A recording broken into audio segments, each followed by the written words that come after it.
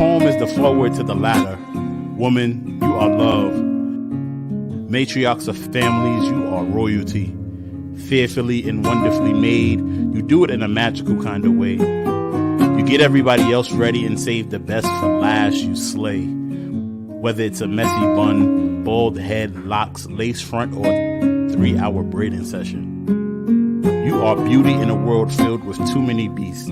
This poem is an apology for every man that couldn't appreciate your beauty without making you feel like prey. I'm sorry society taught them that they should be hunters, so their approach is lying on the prowl. They don't know your worth. They don't know that you have teeth too. They don't know that you said what you said, then your no doesn't mean maybe. It means you don't need a man to solidify your fly.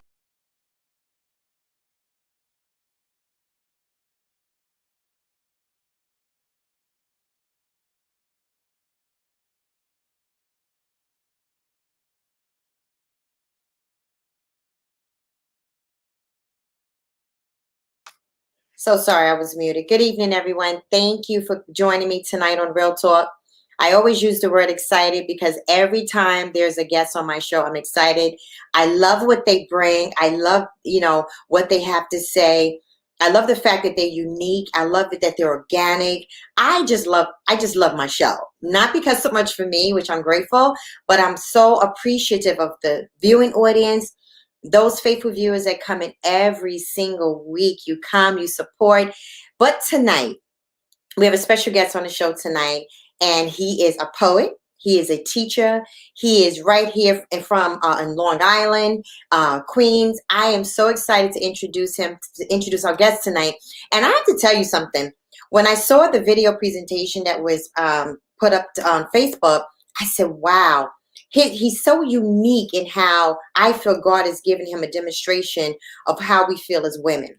So he has a beautiful wife. I'm so grateful that she'll be watching the show tonight. So let me go ahead and bring my guest in tonight. I would like to introduce to everybody Mr. Phillip Lee. Thank you for joining me tonight on Real Talk with Jean Price. Thank you so much, Jean. I'm so excited.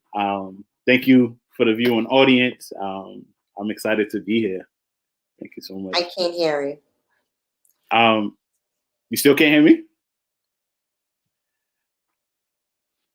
Everything is up on my end.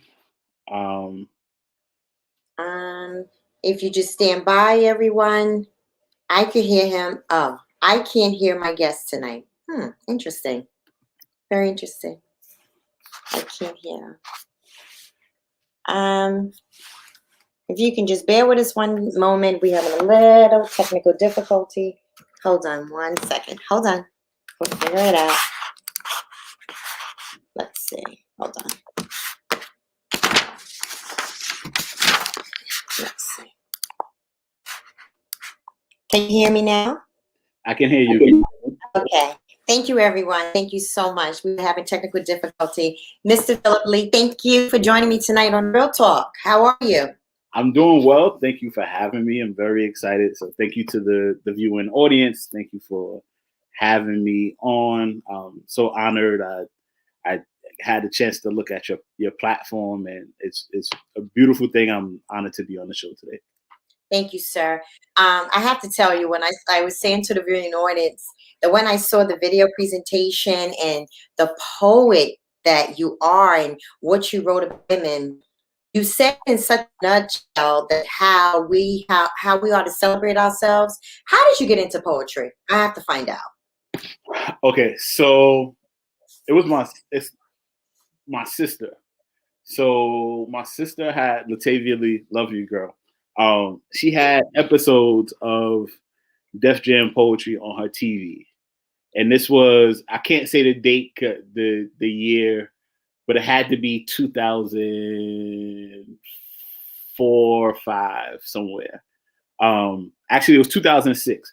So I was working at Kings County Hospital. I had dislocated my knee, and so I was out of work for about a month.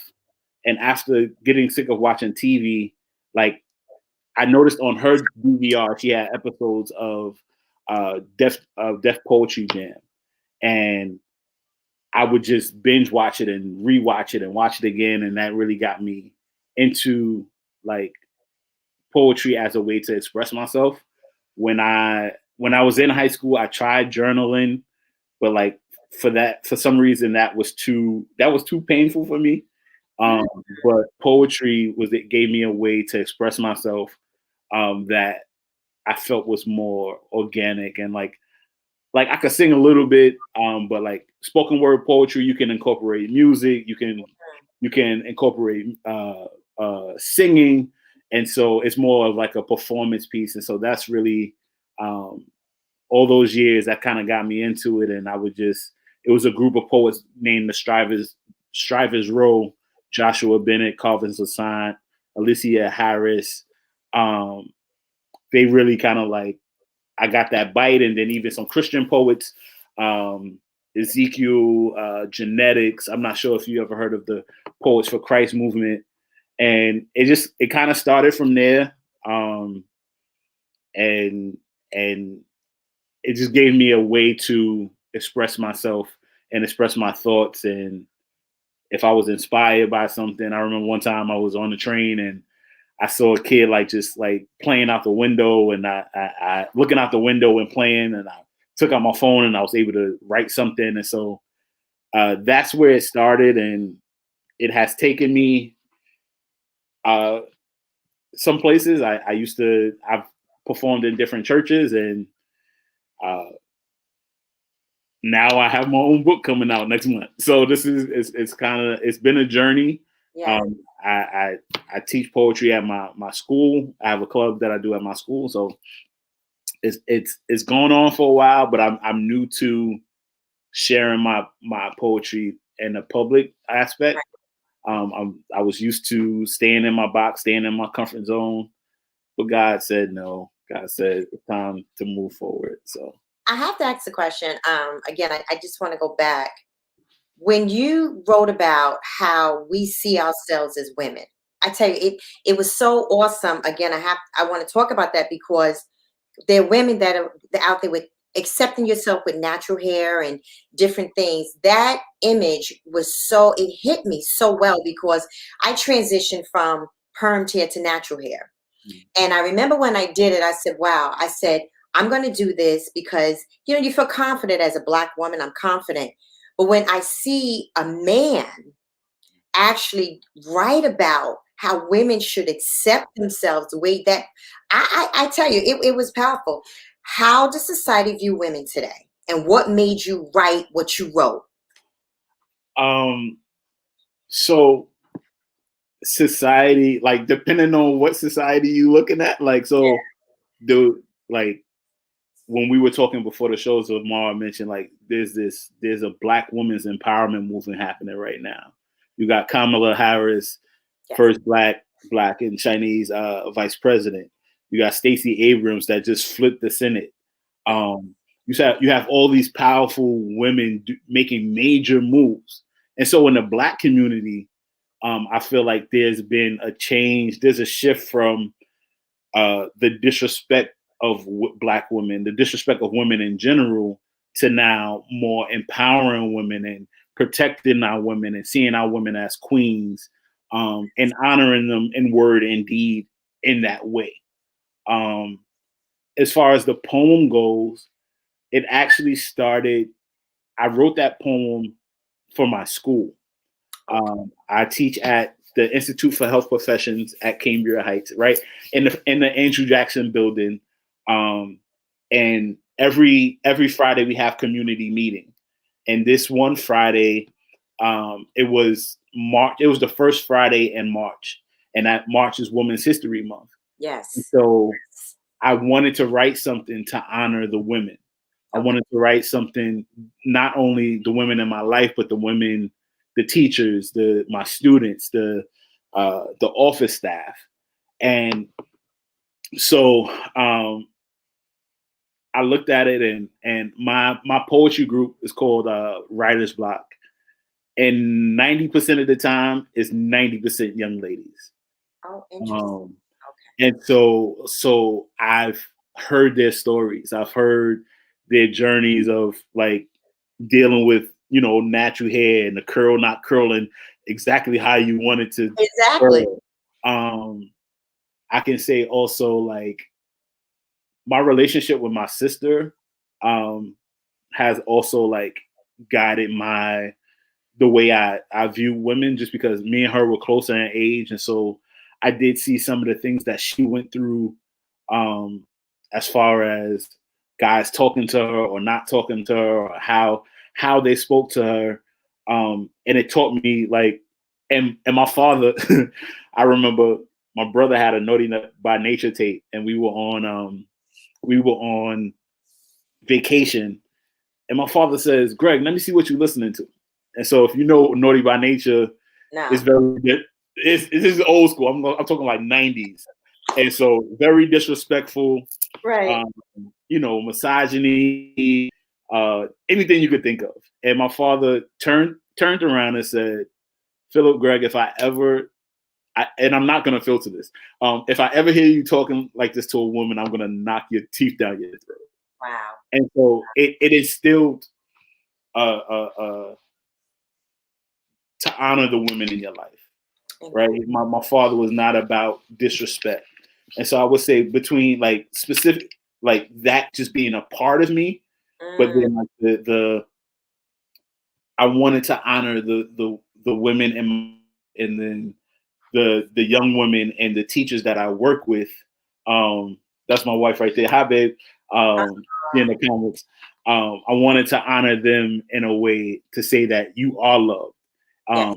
And like, and so one of the lines is, "Sorry, society taught men that they should be lions on a prowl." So like, basically, as a man, usually, even biblically, men are taught to be hunters, but women are made in God's own image. Women are fearfully and wonderfully made, so they shouldn't be approached as prey. They should be honored. They should be respected. They should be heard. They should be, like, their word should matter, and so all those things. When I think of Philip, when I think of you're a poet, you do spoken words. It's sort of like when I go out there and I have to preach the word of God, and I lay before the Lord. I say, God, now what do you want me to say to the people I have to speak to at that moment? Your creativity begins to flow, I guess, as you're doing a spoken word. What are some of the things, and how do you prepare? Because I know what it's like to prepare when I have to prepare a message. One of the first things, and I do pray. I like, God, give me the words to say. Depending on the message, like depending on, not the message, the poem. Right. The poem is the message, right? Yes. But like, I gotta know what the name of the hairstyles, the bantu knots, the lace front. I gotta know the difference, right? Just looking at for that one, just like looking at the experience of women, depending on it, if it's something that I'm historical, I'll do my Google and I'll do my fact checking to make sure that what I'm saying is accurate. Because I don't want it to just sound nice. I want it to factual. I want to educate. I want to inspire. So there's been times that I've wrote poems for weddings or to honor someone that passed. And so in that, I would speak to the family and, different things about, like, if it's someone that has transitioned, ask them about, like, what was Nana like? How would you describe her?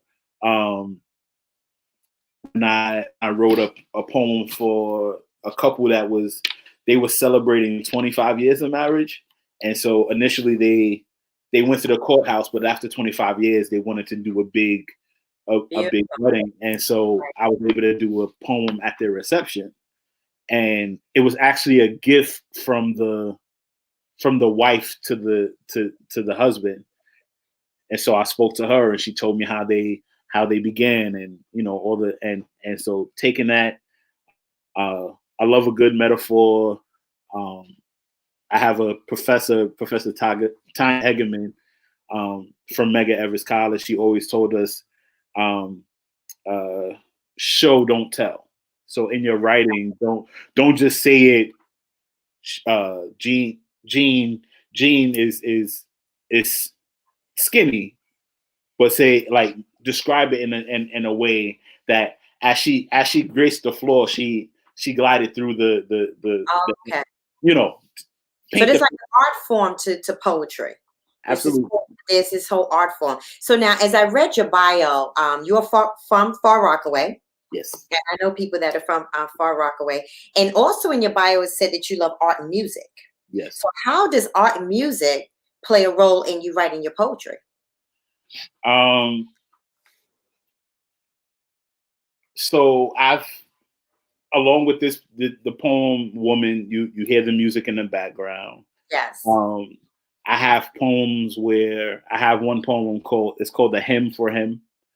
It's a hymn back to God, and so part of it incorporates singing and spoken word. If you were to check my YouTube channel, I actually just put out a video called "The Gift." Okay. And it incorporates my music's song "All I Have to Give." And so there's a part that I'm singing, and then it goes into spoken word. Okay.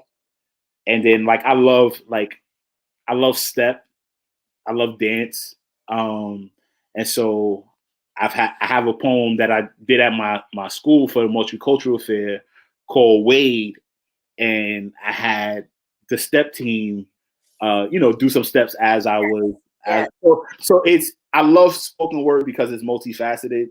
Yes. It's not just like no knack on, like, the classics, the Shakespeare's and the right. all the old school people, but, like, I love that spoken word. It can come alive. Yes. Yes. I love, like, I'm a very visual person, so I also draw, and so looking at something and interpreting it into words, and like describing colors, not calling it red but calling it crimson, describing it as crimson, using more descriptive colors. That's very interesting. You wrote a book called Parts of a Man. Yes. And I want you to kind of talk about that a little bit, because you, like I said, you did the poetry in regards to a woman, and now you have this book called Parts of a Man. Yes. Kind of tell us a little bit for those that are viewing tonight, because I love the cover. First of all, to have a cover with puzzles, it shows that there's some pieces that need to be fit together. Kind of tell us a little bit about how did you come up with the title Parts of a Man? The title came. So remember, I told you I'm a student. I'm a teacher, and so I was speaking to two of my students, Ashanti and Sid, and I was telling them I got all my poems, and I want to do something, and it was like, Mr. Lee, just do it.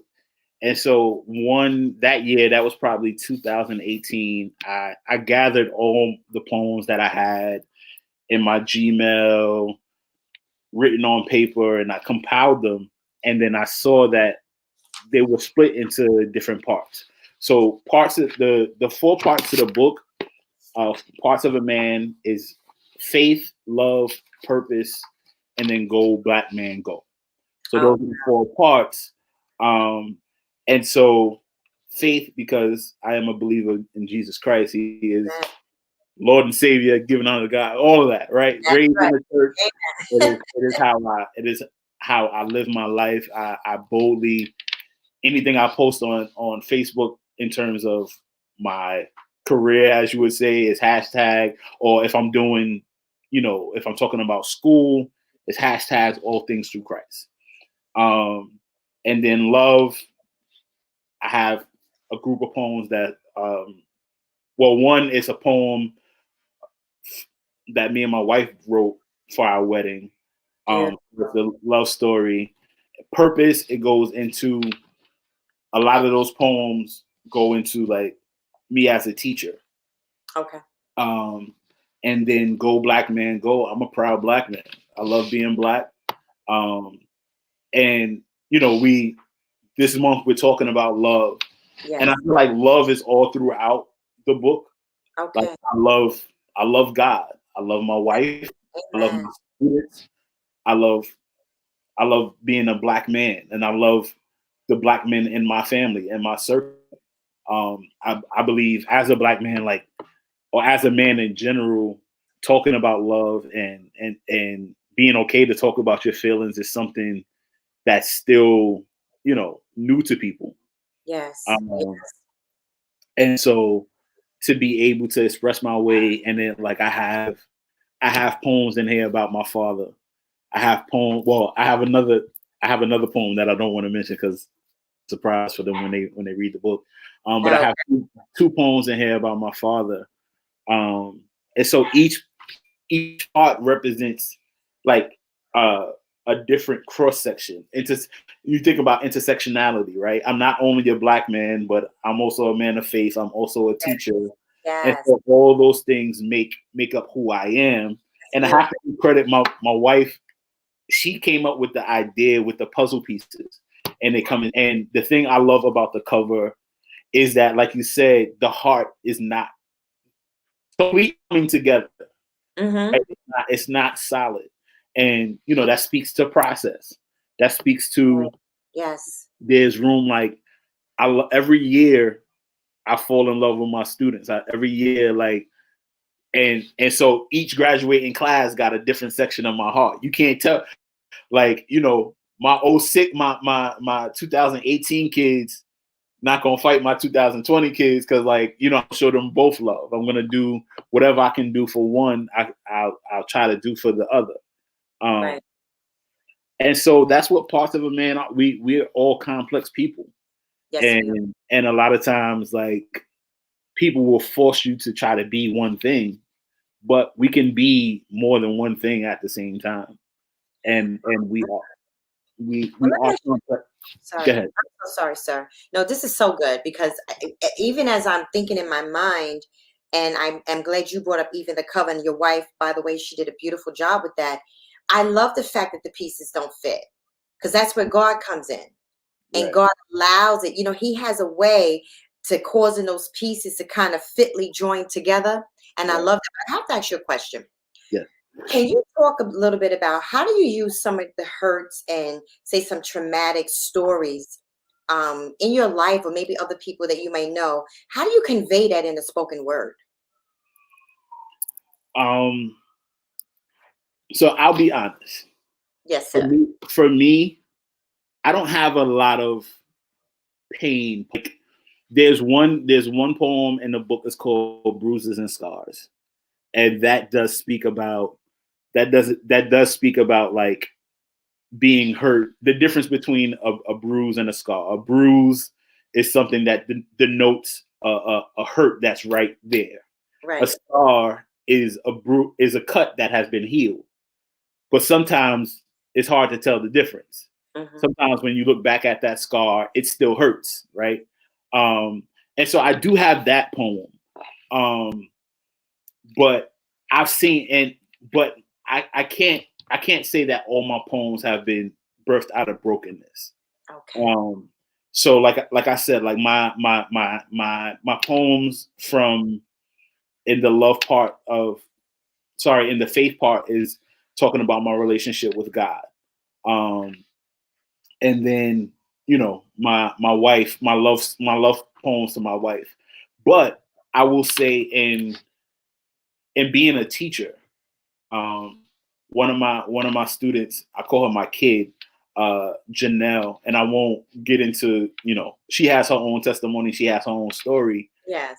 But as she began to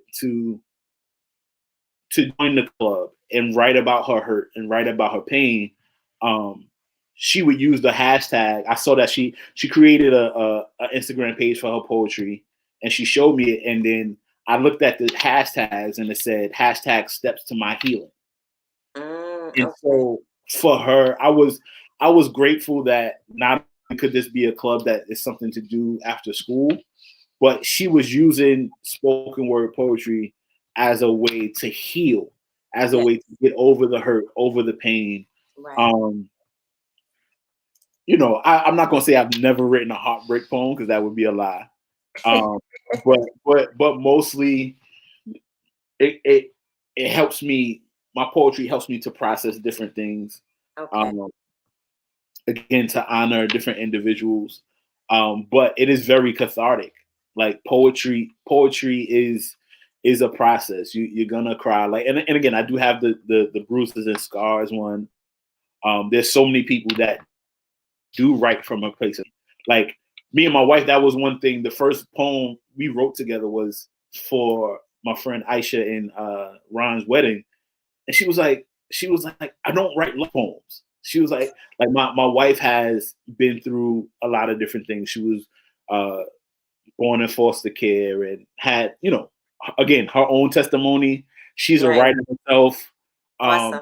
and Awesome. so when I look at her poetry, I'm like, yo, how do you make something so painful sound so beautiful? Mm. Right. She like one of her favorite she wrote a short story when we were in college called Maybe on Wednesday, and it talks about a young lady uh, that was being sexually abused, and I couldn't put it down. Like she was mad at me that I took so long to read it, but then once I read it, I was like, man, I should have read this 2 months ago. And so when we write from those broken places, it's going to touch other people. Um, Yes. it's going because we've all gone through situations that we didn't see the light at the end of the tunnel. We thought it was going to break us, but God, you know, But God. but God, and so you know, That's awesome. Listen, we're going to take a commercial break and we're going to come back with Mr. Phillip Lee, poet, educator, author. We have some more questions we want to ask him about poetry and how that creativity continues to flow. We'll be right back with Gene Talk. Gene Price on Real Talk. Thank you. this poem is the foreword to the latter. Woman, you are love. Matriarchs of families, you are royalty. Fearfully and wonderfully made, you do it in a magical kind of way. You get everybody else ready and save the best for last, you slay. Whether it's a messy bun, bald head, locks, lace front, or 3-hour braiding session. You are beauty in a world filled with too many beasts. This poem is an apology for every man that couldn't appreciate your beauty without making you feel like prey. I'm sorry society taught them that they should be hunters, so their approach is lying on the prowl. They don't know your worth. They don't know that you have teeth too. They don't know that you said what you said, and your no doesn't mean maybe. It means you don't need a man to solidify your fly. Have you been enjoying the show? Make sure you comment and like. Tell us what you want to talk about. It might be featured on the next Real Talk with Jean Price.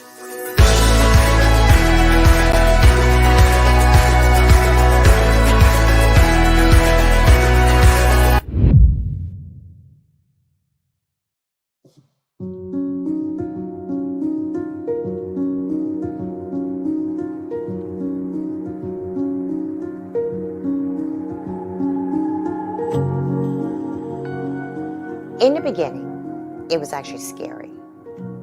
Now I feel like, again, hadn't I gone through it, I wouldn't be where I am now. My relationship with Christ, it has just reached a peak. And I don't want to be cliche-ish and say another level, because I don't want to say that. It's at a place where I've desired for it to be.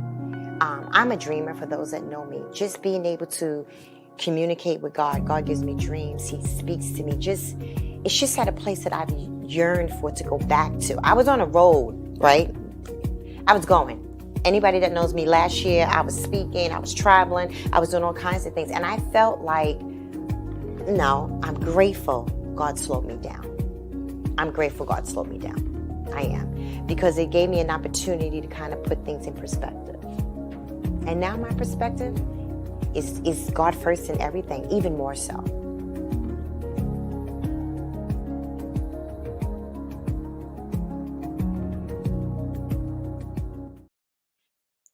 Welcome back to Real Talk with Jean Price. I'm having a wonderful discussion this evening with my guest, Mr. Phillip Lee, who is a poet.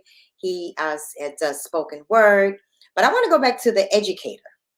You said some things, and I have to tell you, your passion that I hear from you with your students, and you use the word that really stuck out with me. You like to empower them.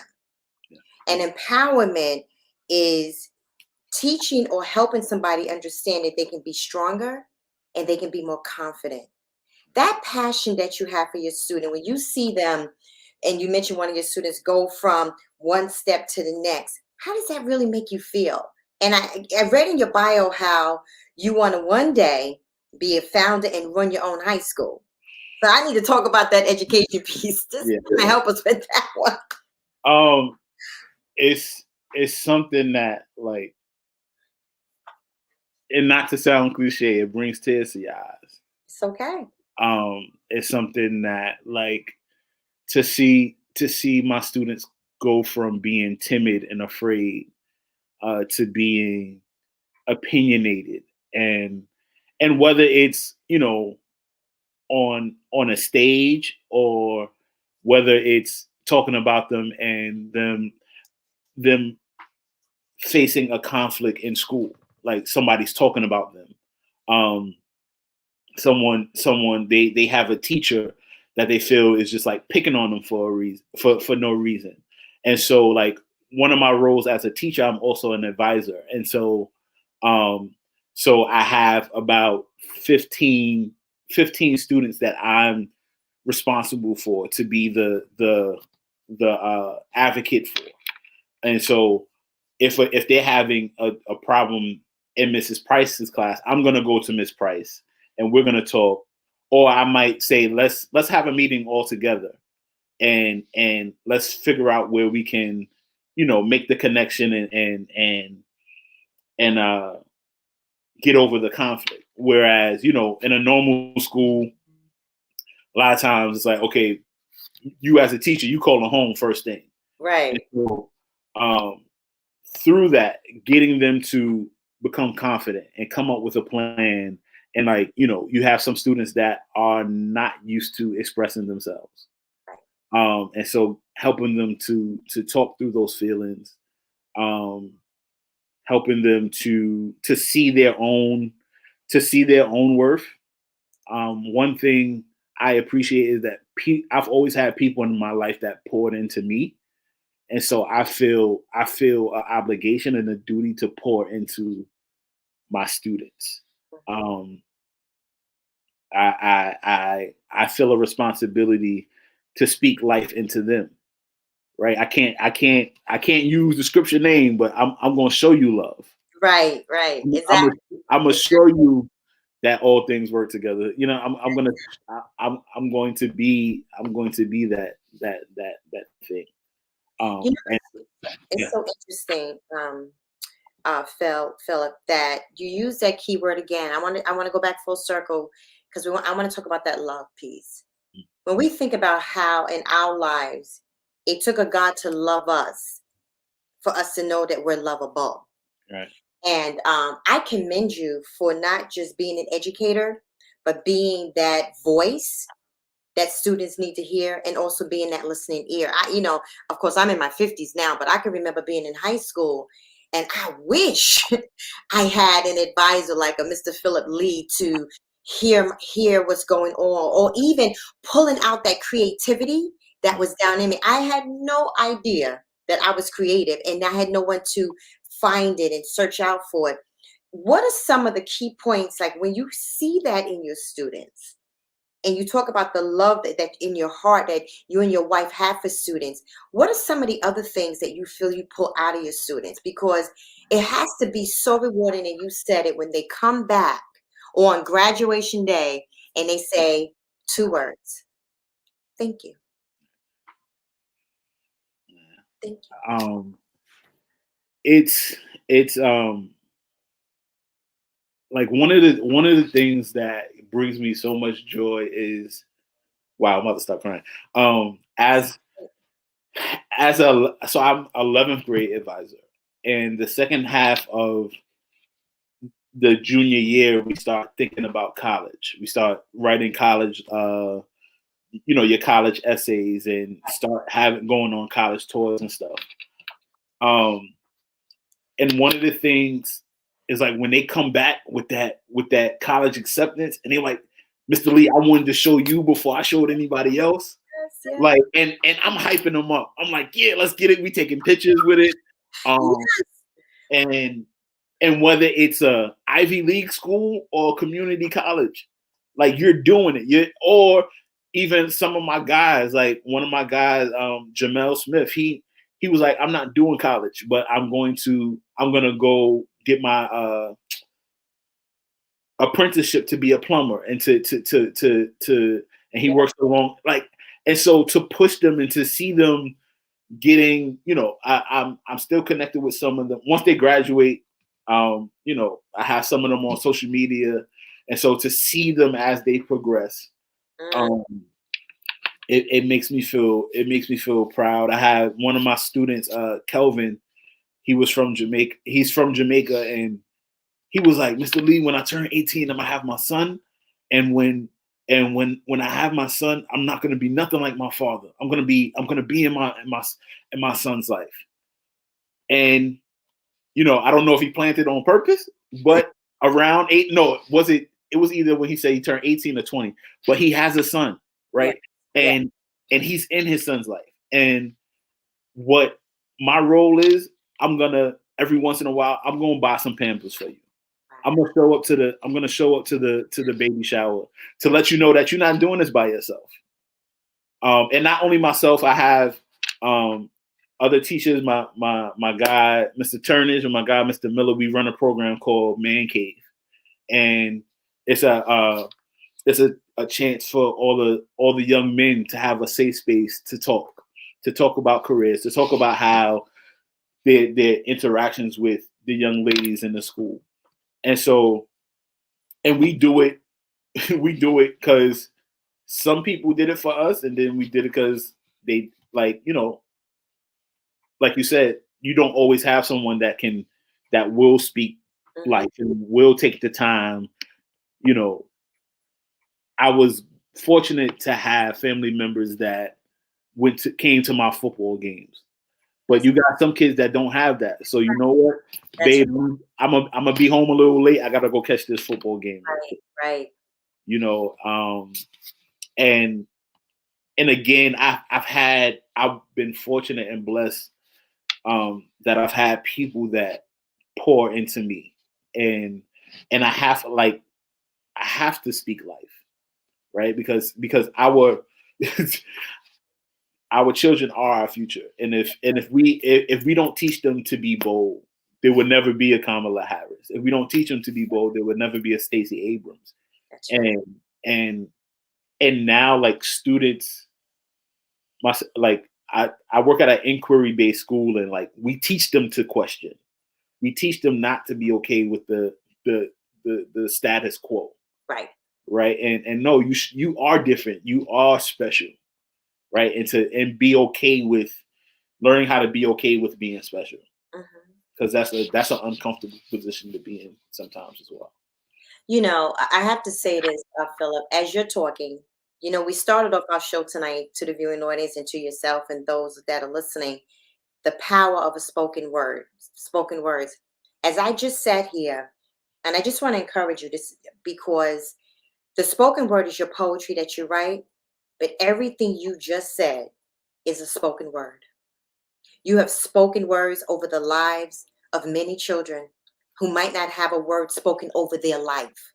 So, right. Thank you, Overseer Dallin. Great. I mean, your impact is amazing. And I get it. I love the spoken word. I love what you wrote about women. I love what you wrote about the parts of a man. But I am sitting here listening to a young man of God speak words of life. The Bible says, and I just had to bring this in here right now, that life and death are in the power. Come on. It is.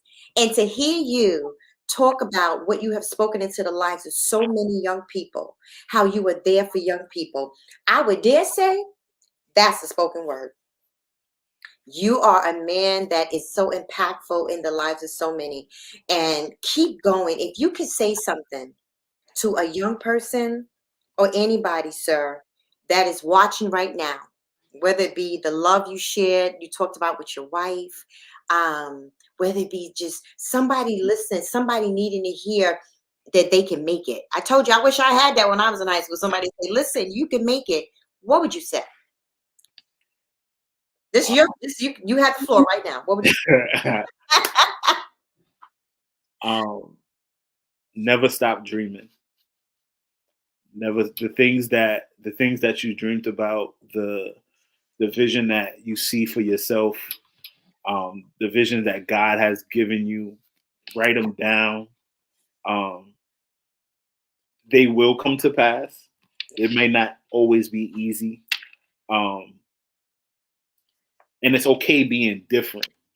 Um, one, yes, it's okay being different. You weren't born, you weren't made to fit in. There's a particular spot for you, but it's for you, and you don't have to be like everybody else in order to make an impact. Um, there we go. We'll stop there.